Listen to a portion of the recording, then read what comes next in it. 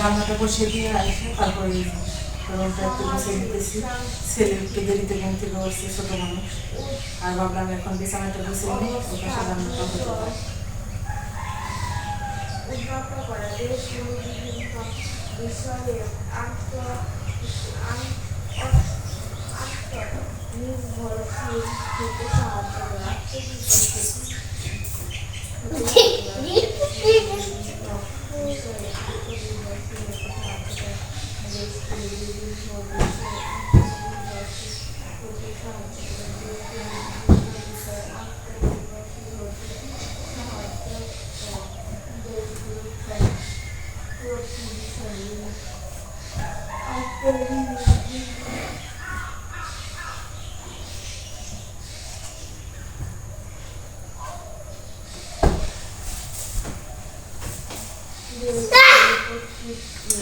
গ্রামের বাড়িতে গাছগুলো কিন্তু এরকমই হয়, একটা রেখে আরেকটা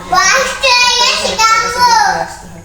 গ্রামের বাড়িতে সকালবেলা গাছগুলো কিন্তু এরকমই হয়, আর যদি থাকে ছোট বাচ্চার সাথে।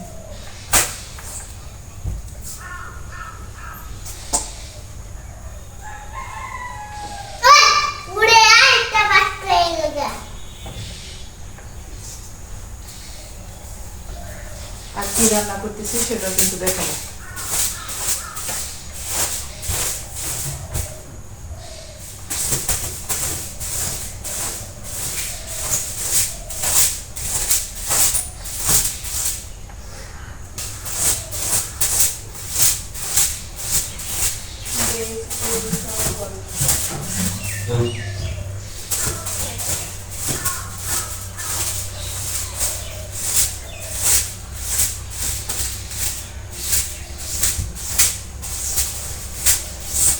এখন চলেন সকালের খাবারে কি খাবো ওইটা দেখাই। সকালবেলা বিছানা গুছিয়ে তারপর আসলাম কি রান্না করব আর কি খাবো। সকালবেলা এই যে এখানে আমি ডাল আর খেসারির ডাল আর সাথে কুমড়ো পাতা একত্র করে ব্লেন্ড করে নিয়েছি বড়া করার জন্যে। আর এখানে এই যে আলু সিদ্ধ দিছি বাতে। এই হলো আমাদের আজকের সকালের খাবার। আর বড়া ভাজার জন্য এই যে কড়াইটা বসিয়ে দিছি। সকাল সকালই খাবার খাবো। আর আমাদের সকালে খাবারটা একটু সকাল সকালে খাওয়া হয় 8টার মধ্যে।